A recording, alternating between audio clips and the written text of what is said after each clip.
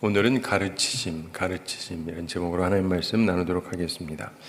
자, 오늘 말씀에서 보면은 이제 예수님께서 예루살렘에 들어가시고 이제 얼마 있으면은 십자가에 달려 돌아가실 텐데, 그 모든 과정 속에서 주님께서 성전에 오셔서 우시기도 하시고, 그리고 성전에 들어가셔서 장사하는 사람들을 내쫓기도 하시고, 이런 것을 우리가 봤습니다. 그러면서 오늘 말씀에서는 예수님께서 가르치시는 일을 하셨다라고 말씀하고 있습니다.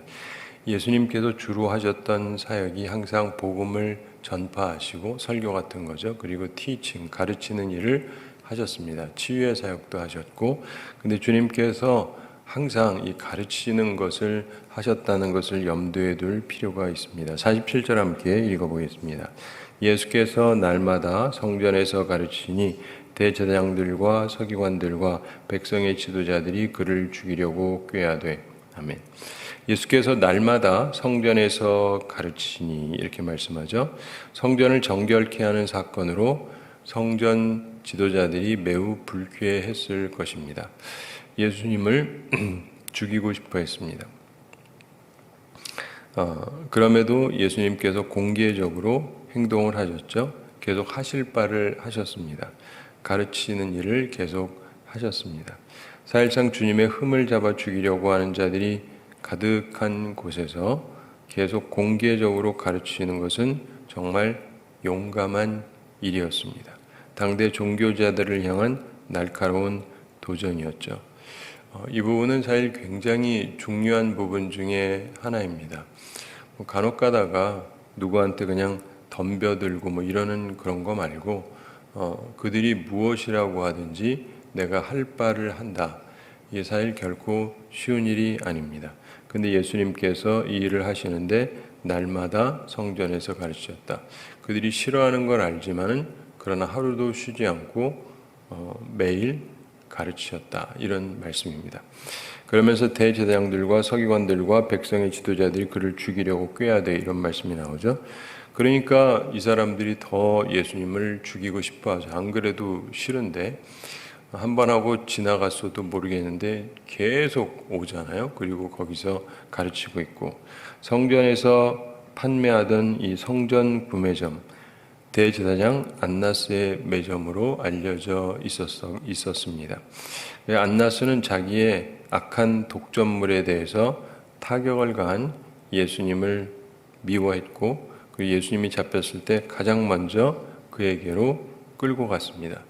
그게 연관되어 있다는 것을 우리가 알 수가 있습니다. 여러 사람들이 예수님을 죽이려고 계략을 세웠습니다. 체포해 가고 싶었다는 것입니다. 그런데 그럴 수가 없었습니다. 그 상황적으로 이들에게 힘이 없었던 것은 아니지만 힘은 얼마든지 있었어요. 그리고 좀 특이한 이야기지만 성경 자체를 봐도 이렇게 여러 상황이 변하는 걸 보게 되는데, 그런 것들을 우리들이 연구해서 깨달으면 우리 상황에 대한 이해를 하는데 도움이 됩니다. 종교 지도자, 대제사장 이 그룹이 가장 힘을 가졌던 때가 언제냐? 성서학자들이 보기에 바로 예수님 때다 이렇게 봅니다. 그러니까 모세 때부터 해서 많은 사람들이 있었잖아요. 그리고 대제사장 이렇게 아론이 있고, 그 다음에 다른 사람들이 쭉 쓰고 많은 사람들이 오게 되는데, 그러면서 사사 시대를 지내고 그 다음에 왕정 시대가 되면서 왕이 서니까 사실은 거의 우리가 성경을 봐도 왕 중심의 그 히스토리가 써지는 거죠. 역사가 써집니다. 그래서 다윗 왕 때 제사장이 누구고 이런 얘기가 나오기는 하지만 중심 인물이 다윗이죠. 네. 그다음에 솔로몬도 그렇고, 그러면서 왕 중심으로 이게 역사가 이렇게 쓰여집니다. 그리고 많은 시대에 그때 제사장이 누군지는 언급도 안 되는 경우가 많아요. 있긴 있지만 없었던 건 아니에요. 있는데 그나마 좀 알려진 사람도 있고, 많은 경우 이제 이름도 안 나오니까 그 얘기는 대제사장 중심이라든가 종교 지도자 중심이 아니었다라고 하는 걸 알 수가 있습니다. 그리고 특별히 이제 선지자들이 많이 나오기 시작을 하죠. 근데 무슨 말이냐면은 제사장들은 그냥 주어진 대로 하면서 편하게 살았던 것 같고, 그러다 보니까 선지자들이 나타나기 시작을 합니다. 그래서 제사장이랑 선지자랑 다 하나님의 사람들이기는 한데 조금 달라요. 그래서 선지자들은 할 말을 하는 사람들이었습니다. 대체로. 그렇죠. 그래서 왕이 잘못됐다 그럼 와가지고 말합니다. 잘못됐다 그러고. 물론 제사장도 그래도 되는데 그런 일이 흔하지가 않고 주로 하는 것은 이제 예언자들, 선지자들이 그런 역할을 많이 했습니다. 그래서 대표적으로 우리가 엘리야라든가 엘리사라든가 유명한 선지자들이 있지 않습니까? 이런 선지자들이 나와서 이 왕들이 잘못하면 얘기를 합니다. 그러니까 주류가 왕이고 그 다음에 선지자나 이런 사람들이 나타나가지고 얘기를 좀 하기도 하고 뭐 이렇게 가다가 결국은 말을 들을 때도 있지만은 계속 하나님의 말씀을 잘 안 들으면서 결국은 멸망을 하게 됩니다. 그리고 우리가 성경을 살피면서 보면은 이 시대가 망할 때 보면요, 제사장들도 딴짓을 해요. 제사장들도 딴짓을 하고 장로들도 딴짓을 하고, 그러니까 지도적인 역할도 제대로 못할 뿐더러 자기 할 바도 제대로 하지 않습니다. 그러다가 나라가 망해요. 그러면서 이스라엘이 망했었죠. 그리고는 북쪽이 먼저 망하고 그 다음에 남쪽이 망하고 흩어졌다가 다시 이제 오게 됩니다. 그래서 에스라, 느헤미야 이런 때 그 다시 건축을 하지 않습니까? 그래가지고 예루살렘 성전도 다시 짓기도 하고 그 다음에 예루살렘 성벽을 쌓기도 하고 뭐 이러면서 또 수백 년의 역사가 흘러가게 되는데, 그러면서 예수님이 오셨을 때 그 무렵은 또 좀 독특한 시대가 됩니다. 그래가지고 로마에 의해서 지배를 당하기 때문에 이스라엘 자체가 정치적인 권력을 별로 갖고 있지를 못했어요. 자주적이지 못했습니다. 왕이 있긴 했지만은 분봉왕이라든가. 그래서 이스라엘이 스스로 자주권을 가졌다라기보다 로마가 임명해주는 뭐 그런 시기였죠. 그래서 이스라엘에서 중요한 역할을 했던 사람들, 그 사람들이 이제 거기에도 사내들인이라고 있잖아요. 공회. 우리가 흔히 많이 보게 되죠. 그 공회가 오늘날 우리에게 있어서 국회하고 비슷합니다. 근데 특이한 사실은 그 사내들인의 국회, 공회에 해당하는 그 부분에서 보면은 사내들인의 의장이 누구냐면 대제사장이에요. 우리식으로 얘기하면 국회의장이 누구요? 목사님. 네, 총회장이 아니고 총회장. 우리 지금 우리 교단이 제가 알기로는 한국에서 꼽히게 큰 교단인데 우리 교단 총회장이 국회의장을 한다고 생각을 해보세요. 일단 상상 자체가 안 되죠. 네, 국회의원 한다는 것도 조금 이상하고, 근데 국회의장을 한다 그러면 하여간 힘이 없는 건 아니죠. 힘이 있죠.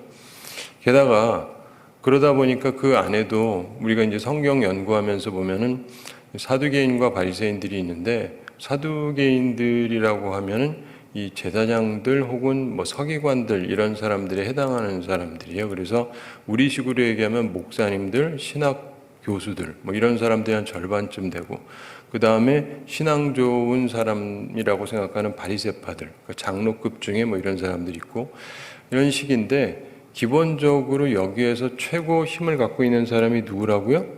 대제사장. 근데 성경 보셔서 아시잖아요. 대충 그런 얘기가 있다는 건.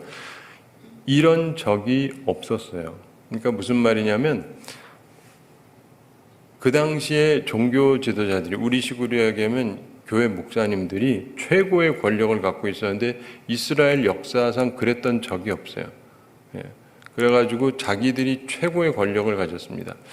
그래서 제사장들이 최대의 권력을 갖고 있었고, 실제적인 정치적이나 이런 데서 최고의 권력을 갖고 있었기 때문에 지금 우리가 생각하는 그냥 성경에서 보면 막연하게 정치랑 종교랑 분리가 돼 있고, 뭐 제사장들이나 이런 사람들은 종교 일에만 관련했을 것이다 이렇게 생각하시면 안 됩니다. 완전히 우리 현실하고 굉장히 다른 상황이었어요. 그런데 이 사람들이 왜 예수 그리스도를 죽이고 싶어 했느냐? 왜냐면은 자기들이 누리는 거를 놓치게 하는 거예요. 그리고도 제가 언젠가 한번 말씀드렸는데 몇 번 말씀드렸는데 이제 기억하시는 분도 있고 기억 안 할 분도 계실 텐데 저는 그렇게 믿어요. 제가 믿기로는 이 대제사장들, 서기관들, 백성의 지도자들은 예수님이 그리스도라고 알았다고 저는 믿어요. 대부분 아니라고 생각하잖아요. 아니라고 생각해서 죽였다라고 얘기하는데 저는 그렇게 보지 않습니다. 분명히 알았다고 저는 생각을 해요. 모든 정황을 살펴보면 그들이 몰랐을 수가 없어요. 근데 알면서 죽인 거예요. 여러분, 모르고 죽이는 거랑 알면서 죽이는 거 다른 거 아시죠? 자, 여기 하나님의 아들이 오셨습니다. 몰라서 죽인 것도 나쁜 짓이죠, 당연히. 못 알아봐서. 근데 알면서 죽이는 건 더 나쁜 짓이죠. 네. 근데 제가 느끼는 거는 후자라고요. 대부분의 분들은 몰라서 그랬다 그러는데 아니요. 백성들은 몰랐을 수 있지만 지도자들은 알았다가 제가 성경을 쭉 살피면서 느끼는 관점입니다. 왜 그런지를 조금 설명을 드리면 이걸 이해하실 필요가 있어요. 자, 예수님 전에 나와서 예수님의 앞길을 예비하던 존재가 있었죠. 누구죠? 세례요한. 그렇죠? 세례요한. 그가 예수님보다 6개월 먼저 태어납니다. 그의 아버지가 누구죠? 사가랴라고 하는 제사장이에요. 제사장. 제사장이 이 아들을 낳게 되는데 낳기 전에 이제 순번 따라서 이제 돌아가게 되는데 우리는 교회가 많잖아요. 교회가 많아서 아무리 큰 교회라 할지라도 모두를 관여하진 않습니다. 그런데 그 당시에 이스라엘에는 성전이 몇 개밖에 없었죠. 하나밖에 없었어요. 하나밖에. 하나밖에 없으니까 여기서 뭔 일이 벌어지면 다 아는 거예요. 그렇죠? 우리 교회에서 뭔 일 벌어지는 거예요? 우리 교회나 알죠. 그리고 딴 교회도 수만 명, 수십만 명 모여도 그 사람들이나 알지 거기 벗어난 사람들이 모르거든요. 근데 그때는 교회가 하나밖에 없었어요. 성전이. 그러니까 여기서 뭔 일이 벌어지면 사람들이 다 알게 되는데 이 사람이 하나님 앞에서 이제 자기 할 바를 하고 그 다음에 마지막으로 나와서 축도를 해야 돼요. 축도를 해야 되는데 이 사람이 축도하러 나와가지고 축도를 못하는 거예요. 말을 못해요. 갑자기. 벙어리가 됐어요. 이런 일을 흔히 보십니까? 없잖아요. 여러분 살아가면서 목사님이 축도 시간에 갑자기 말을 못해 벙어리가 돼가지고 이러는 일 거의 보는 일이 없잖아요. 뭔 일이 생긴 거란 말이에요. 근데 이분이 뭐냐면 자기가 말 못한다고 이제 손으로 표시를 하고 이제 하게 됐는데 그 안에서 이제 자기 혼자서 옛날에는 성소에는 성전이라고 하는 곳엔 성소는 제사장만 들어갑니다. 보통 사람들이 못 들어가요. 남자들도 못 들어가고. 그래서 이 제사장이 들어가 있으면서 있는 중에 거기 천사 가브리엘이 나타난 거죠. 그리고는 네가 아들 낳을 거다 이럽니다. 근데 이 사람이 나이가 많고 아이를 갖고는 싶은데 못 갖고 있었거든요. 그래가지고 이제 거기에 대해서 약간 의문을 품는 얘기를 했죠. 그랬더니 네가 안 믿었기 때문에 말을 못하게 될 것이다. 그래가지고 말을 못해요. 그러면 이 사건이 이게 작은 일이 아니잖아요. 우리 식으로 얘기하면은 온 한국 교회가 모여가지고 예배를 드리는데 축도 맡은 분이 나와가지고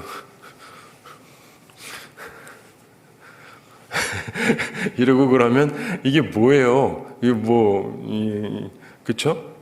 특별히 목회자들은 더 그렇지 않겠어요? 목회자 입장에서 이게 굉장히 영광스러운 일인데 흔히 할 수 있는 게 아니라 순번 따라 돌아가서 굉장히 중요한 순간인데 못하게 된 거예요. 그러면 목회자들은 이거를 모를 수가 없어요. 무슨 일이냐? 그렇게 되죠. 그리고 나중에 알게 됩니다. 그게 뭐냐면 천사가 나타났고 그 다음에 아들을 낳을 거라 그랬고 그러면서 했던 얘기를 언제 하든지 간에 했겠죠.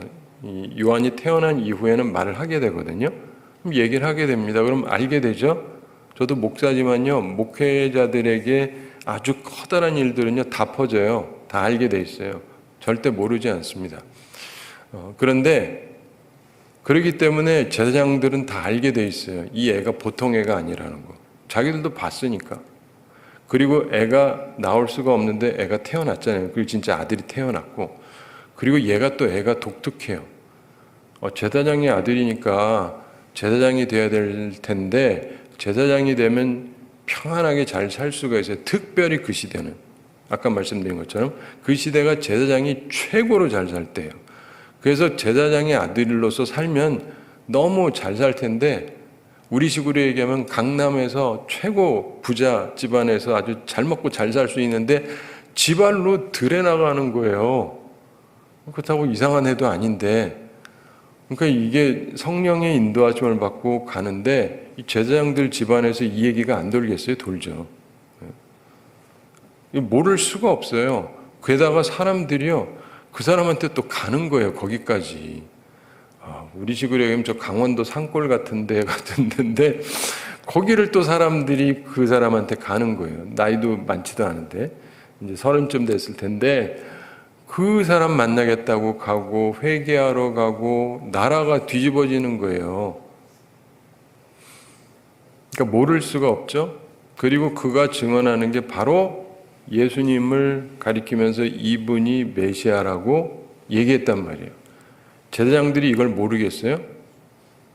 딴 건 몰라도요, 목회자들이 목회적인 부분에 대한 정보는 누구보다 빠릅니다. 교인들은 느려도 굉장히 빨라요. 모를 수가 없어요. 이 사람이 했던 일 자체가 나라가 뒤집어지고 있는데 모를 수가 없고, 이 사람이 예수 그리스도를 알렸고 그 다음에 예수 그리스도를 따라가는 사람들이 세례 요한보다 훨씬 많아요. 그렇기 때문에 바로 이 사람이 메시아다라고 하는 거를 모를 수가 없어요. 바보가 아닌다 하면. 제가 말하는 것처럼 말하는 분이 없어서 그렇지 잘 듣고 생각해 보면 그렇지 않습니까? 모를 수가 없어요. 수십 년 동안 봐왔는데 이거는 하나님께서 보낸 자다. 게다가 이 사람이 별의별 일을 다 하잖아요. 말씀처럼 사람들이 막 그냥 몰려서 듣지를 않나. 사람이란 사람들, 병든 사람 다 고쳐주잖아요. 눈먼 사람도 보게 하고 나병 환자도 고치고 온갖 병을 다 고치고 귀신 들린 사람들도 다 쫓아내고, 뭐 이렇게 능력이 대단해요. 심지어 죽은 사람까지 살리지 않습니까? 죽은 사람까지 막 살리고, 뭐 못하는 일이 없어요. 막 물 위를 걷는다 그러지를 않나, 오병이어 기적을 행하지를 않나. 아니, 보리떡 작은 5개하고 작은 물고기 2마리 가지고 남자만 5,000명을 먹이고 엄청난 일을 합니다. 이게 보통 사람이 아니라는 걸 모를 수가 없죠. 바보가 아닌다 하면은.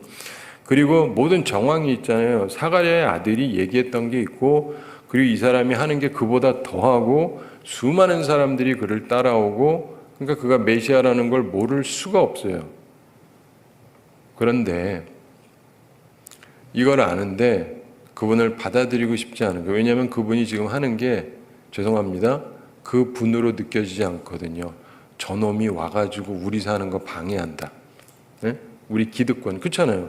지금 여지까지 우리가 누리고 있는, 제가 목사이기 때문에도 이렇게 말씀드릴 수가 있어요. 목사를 욕하려는 게 아니고, 역사상 목사가 이렇게 잘 산 적이 없다고요. 그리고 이런 권력을 누렸던 적이 없고. 그런데 메시아가 오면 권력은 누구한테 가야 돼요? 메시아한테.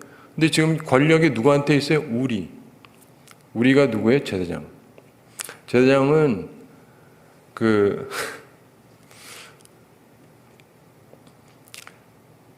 사실은 정치하고 정권을 잡고 하는 자리가 아닌데 어떻게 하다 보니까 희한하게 세상이 돌아가면서 이들에게 모든 권력까지 다 온 거예요. 근데 갑자기 메시아가 나타난 거예요. 메시아가 나타나면 그분한테 자신들의 것을 드려야죠.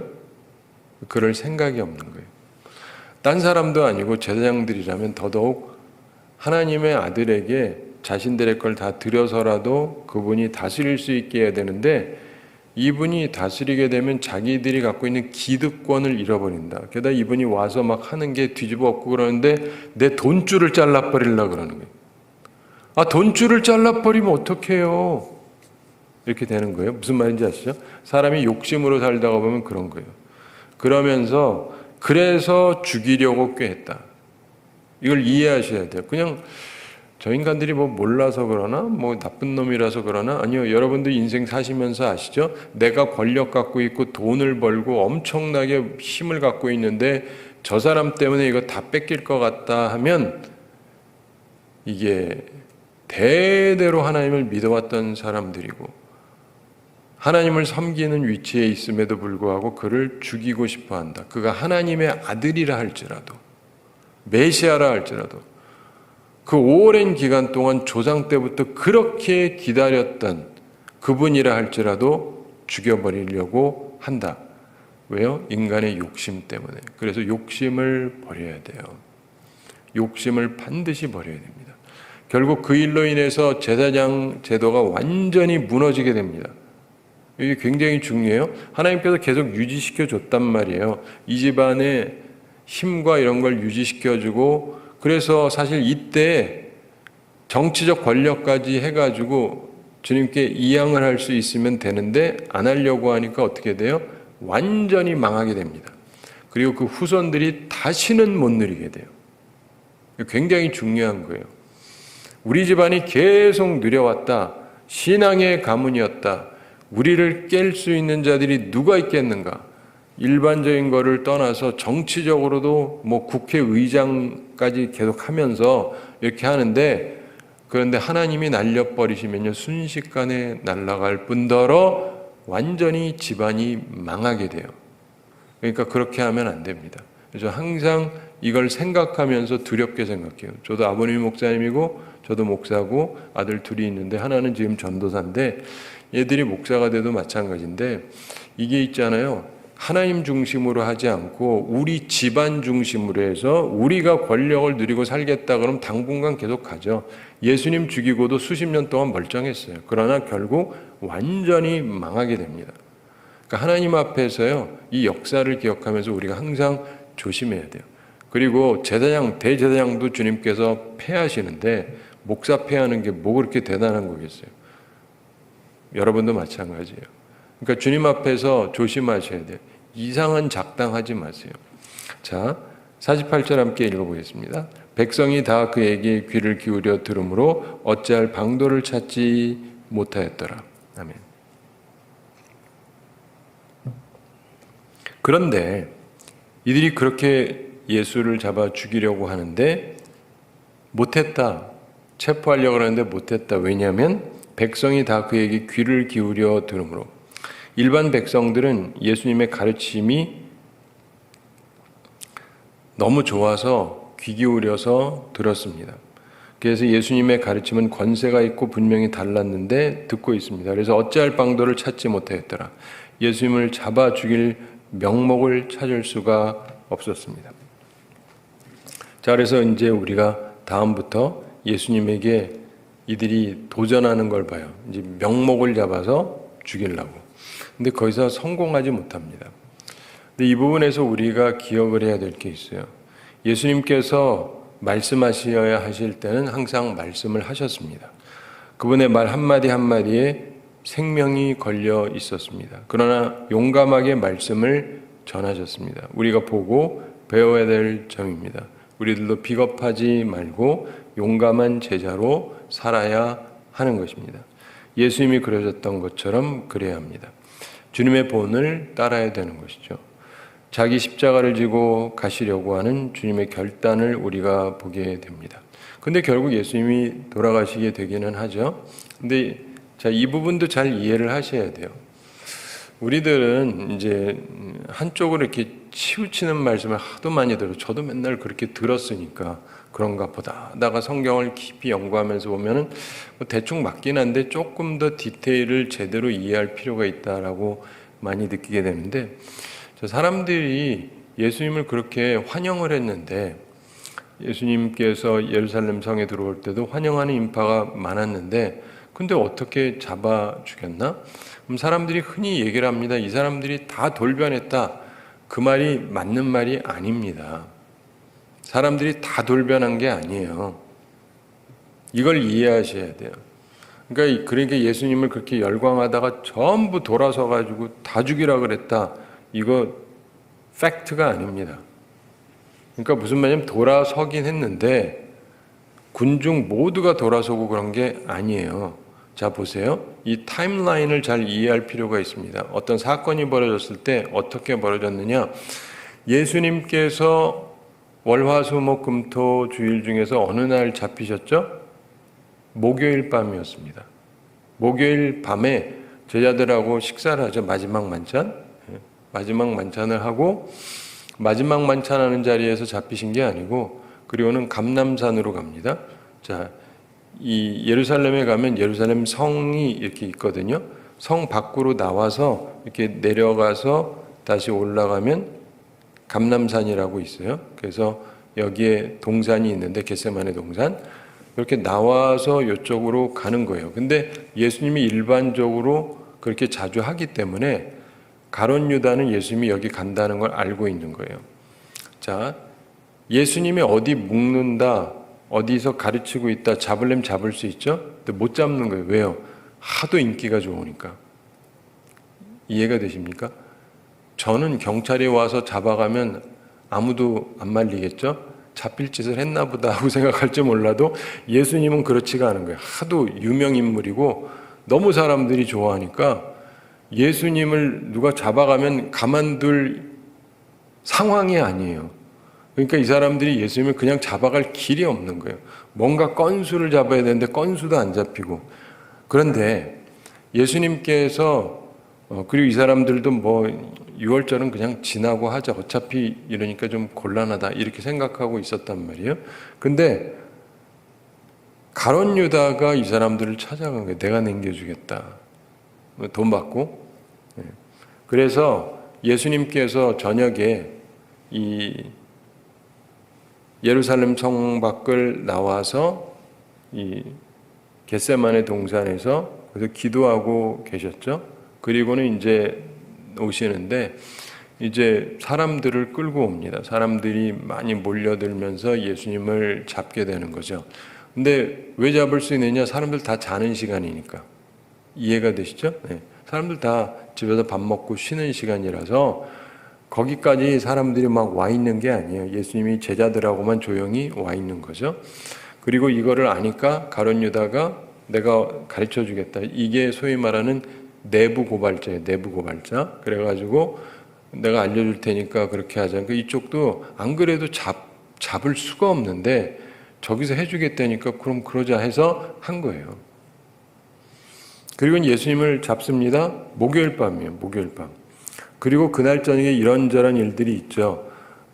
그러면서 이 밤중에 사내들인이 모이는 거예요. 그래서 공회가 모이는데 우리 식으로 하면 국회가 뭐예요? 국회가 본래 밤 12시에 모입니까? 근데 이번에 보니까 모이더라고요. 근데 아무튼 지들이 생각이 있으면 모이는 거죠. 근데 한쪽이 주로 모였죠. 딴 쪽은 뭐 상관이 없고. 근데 이게 딱 비슷한 거예요. 본래 사내들이는 저녁에 모이면 안 돼요. 그게 법이에요. 우리나라 얘기하는 거 아니에요. 공회는 밤에 모이면 안 돼요. 무조건 불법이에요. 낮에 모여야 돼요. 그렇잖아요. 사람이 낮에 모여가지고 제대로 해야지. 밤에 뭘 합니까? 그래서 밤에 모이면 안 돼요. 그리고 다 모여야 돼요. 다 모여야 돼요. 근데 이 사람들이 저녁에 모였어요. 그리고 자기네 파달만 쫙 들어온 거예요. 그래서 예수님 신문할 때 보면은요, 예수님 편드는 사람이 아무도 없어요. 되게 중요한 거예요. 어떤 결정을 할 때는요, 반대 의견자도 얘기를 할 수가 있어야 돼요. 지금 제가 얘기하는 것처럼 대부분 사람들이 역사를 안 보고 있는데, 자, 보세요. 우리가 공회가 모인다, 국회가 모인다, 그럼 국회의원들 모두에게 알려서 모두가 올 수 있어야죠. 맞죠? 근데 우리 편만 모여서 이거로 할 수 있다. 할 수는 있겠죠. 이 자체가 바른 건 아니에요. 이런 생각들을 사람들이 안 해요. 이 사람들이 모여서 공회했을 때도 마찬가지인데 밤중에 모여가지고 집현들끼리만 모인 거예요. 집현들한테 이렇게 알려가지고 그리고 거기서 결의를 한 거예요. 죽이라. 이거 자체가 불법이에요. 모두에게 알려서 모두가 와야 되고. 근데 그런 절차를 하지 않은 거예요. 근데 우리들은 절차적으로 하자 있다라는 생각 자체를 안 하죠. 그냥 모였으니까 뭐 그런가 보다 하는데, 그리고 그 안에서도요, 반드시 반대 변론을 할 수 있어야 돼요. 시간을 줘야 돼요. 이해가 되십니까?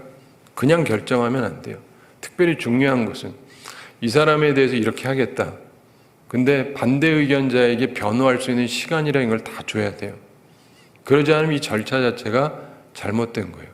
근데 밤중에 한 거예요. 밤중에 지들 편만 물러다가 하니까 되죠. 되고는 그 다음에 이 빌라도 그 다음에 왕에 갔다 오고 이런 얘기들이 나오는데 다 밤중과 새벽 사이에 밤중과 새벽. 그러니까 사람들은 아무것도 몰라요. 아무도 몰라요. 아무도 모르는 사이에 이 일이 벌어지는 거예요. 그러면서 예수님을 여기저기 도릴림질을 하는 거죠. 그러면서 예수님께서 그 새벽녘에 이제 다시 아침이 되면서 빌라도의 법정에 가서 그냥 판결받고 결정이 나게 되는데 예수님이 십자가에 달리셨던 시간이 몇 시죠? 아침, 점심? 아침이요? 아침인데 아침 몇 시요? 9시. 아침 9시에 달리시고 몇 시간 달려 있었어요? 6시간. 그래서 몇 시에 돌아가세요? 오후 3시. 그러면 예수님께서 목요일 저녁에 밥 먹고 저쪽 가서 기도하시다가 잡혀가지고 십자가에 달린 시간이 그 다음날 아침 9시예요. 백성들이 알 수가 있어요? 거의 몰라요.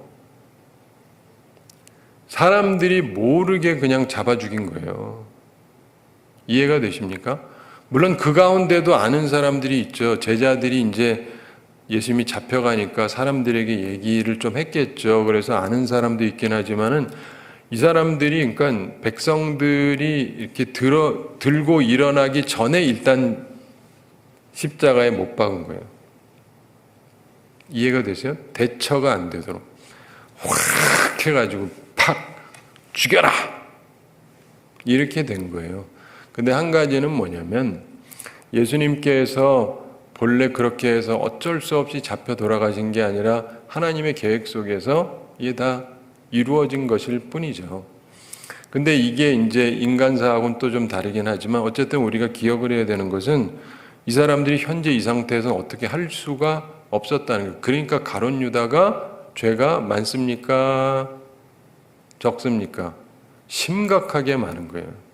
그리고 내부 고발자라는 자들은 진짜 사악한 거예요. 진짜 사악한 거지. 같은 팀이라고 한다면은 변호를 해야 되는데 자기가 나서가지고 그렇게 예수님을 팔아먹고 결국 나중에 양심의 가책을 받아서 스스로가 자살해 죽지 않습니까? 사랑하는 성도 여러분, 예수님께서 이 모든 정황 가운데서 예수님은 죽어야 되는 분은 아니었고 안 죽으려면 안 죽으실 수 있었어요. 그런데 예수님은 그냥 죽기로 하신 거죠. 특별히 예수님을 사람들이 잡으러 가려고 할 때 예수님께서 한마디 하시니까 사람들이 다 나가자빠졌다라는 구절이 있어요. 예수님이 우리가 생각하는 분 정도를 넘어가는 거예요. 한마디 하면 그냥 다 나가자빠져요. 진짜로 잡으러 왔던 자들이. 그러면서 내가 천사들을 써서 얼마든지 이거 할 수 있다. 그런데 하나님의 뜻을 이루어야 된다. 그러고는 잡히셨을 뿐이에요. 사랑하는 성도 여러분, 우리가 기억할 것은 예수님께서는 모든 것을 아셨습니다. 근데 정말 가슴 아픈 건 뭐냐면 하나님의 아들이 드디어 오셨는데 하나님의 백성들이 그분을 향한 온전한 마음을 갖지 않았고 특별히 종교 지도자들, 대제사장들, 장로들, 우리 식으로 하면 목사와 장로들, 이런 사람들이 권력욕에 사로잡혀서 잘 먹고 잘 살면서 내 왕국을 건설하는데 모든 초점이 있어서 나와 내 자식, 내 후손들이 계속 누리는데 방해가 될 것 같으니까 예수 그리스도를 잡아 죽였다. 그게 팩트예요. 그러니까 하나님께서 그 나라를 다 멸망시킨다 할지라도 그들이 할 말이 없죠. 그리고 특별히 주님께서 멸망시키려고 하신 것도 아니고 제가 말씀드린 것처럼 너희들 안식일에 대한 관념도 그렇고 그러면 안 된다. 근데 말을 안 듣잖아요. 그래서 스스로 다 망할 수밖에 없게 된 것입니다. 사랑하는 성도 여러분, 예수님은 계속 가르치시는 거예요. 계속 가르치시는 거예요. 그리고 가르침 속에서도 주님의 말씀을 듣는 사람들은요, 괜찮아지게 돼요. 우리 항상 기억을 해야 됩니다. 인생에는요, 수많은 일들이 있고, 마귀의 세력도 있고, 악의 세력도 있고, 수많은 갈등도 있고, 어려움도 있으나, 정말 중요한 것은 우리가 그 가운데 주님 바라보면서 주님의 가르침을 따라서 주님을 믿으면서 나아가면 주의 은혜가 우리와 함께 합니다. 세상이 뒤집어지든 어떻든 이 얘기만 하면서 말씀을 마치면 주님과 함께 있으면 아무 일도 안 생기느냐? 그렇지 않습니다. 예수님과 함께 제자들이 배를 탔죠? 근데 풍랑이 일었어요. 주님이 우리와 함께 하시면 아무 일도 안 생긴다. 그거는 우리가 바라는 바죠. 그러나 성경을 읽어보면 그렇지가 않습니다. 주님이 우리 교회에 있어도, 우리 가정에 있어도 폭풍이 안 일어난다라고 보장할 수 없어요. 일어날 수 있어요. 그럼 뭐 예수 왜 믿나? 예수 왜 믿기는요. 근데 주님이 함께 하시면 뒤집어지지는 않아요. 우리 믿음이 없어서 그렇지. 일이 안 일어난다는 것이 아니라 일은 일어나지만 뒤집어지지는 않는다니까요. 주님을 믿고 있으면. 그리고 주님을 믿으면서 가면 그 모든 어려움들을 극복할 수가 있는 것입니다. 그러므로 믿음 생활이라고 하는 것이 믿기만 하면 아무 일도 없다. 그렇게 알고 계시면 안 돼요. 그러면 너무 좋죠, 사실. 그런 경우도 있어요. 그럼 참 좋은데 사실은 우리 신앙생활하면서 보면 어려움이 많이 생겨요. 근데 정말 중요한 것은 그래도 주님과 함께하면 주님께서 우리를 지켜주는 게 사실이에요. 심지어 나라가 망해도, 세상이 다 뒤집어져도, 천재지변이 일어나도 주님께서 우리를 인도하시는 거예요. 그리고 더 나아가서 우리가 실제 죽는 한이 있다 할지라도 주님은 우리를 천국으로 인도하실 거잖아요. 그러니까 주님을 진정으로 항상 바라보면서 사셔야 돼요. 바라기는 이 말씀을 기억하면서 주님의 가르침을 따라서 생명력 넘치는 삶을 살아가는 우리 모두가 되기를 바랍니다. 우리 함께 기도하겠습니다. 사랑의 하나님 아버지, 은혜를 감사드립니다. 우리를 사랑하셔서 오늘도 저희에게 귀한 말씀 주심을 감사드립니다. 우리 주님께서 날마다 성전에서 가르치셨고 그 가르침을 백성들이 귀 기울여 들었던 것을 보게 하심을 감사드립니다. 저희들도 오늘도 주의 말씀에 귀를 기울일 수 있게 해주심을 감사드립니다. 우리들이 오랫동안 믿어왔다 하고 또 직분이 있다 하고 권력이 있고 돈도 있고 부귀가 다 있지만 하나님을 잊어버리고 하나님의 아들이라 할지라도 죽여버리고 싶고 내가 하나님의 자리에 올리려고 하는 어리석은 사람들 되지 말게 해주시고 하나님 앞에 항상 겸비한 자들이 되게 하여 주시옵소서. 주님께 주님의 자리를 드리고 인정할 때 오히려 우리의 자리가 안전하다는 것을 기억하고 우리의 후손의 자리가 안전하다는 것을 기억하게 하여 주시옵소서. 주님, 저희들이 주님 앞에 나오며 주님의 은혜를 간구합니다. 주께서 우리에게 은혜 베풀어 주시고 성도들 영육간에 강건케 해주시고 일용할 양식 공급해 주시고 시험에 들지 않고 악과 싸워 이기는 주의 용사들이 다 되게 하여 주시옵소서. 주님, 이번 한 주 동안도 주님의 은혜 가운데 거하게 해주시고 주님과 더불어서 살아가며 주의 영광 가운데 저희들이 살아가는 주의 사람들 다 되게 하여 주시옵소서. 하나님께서 우리를 하나님의 형상으로 지으셨음을 기억하며 하나님 앞에서 우리에게 주어진 자유와 한계를 잘 구분해서 하나님 앞에서 복되게 살아가는 저희들 다 되게 하여 주시옵소서. 감사드리며 예수님의 이름으로 기도드리옵나이다. 아멘.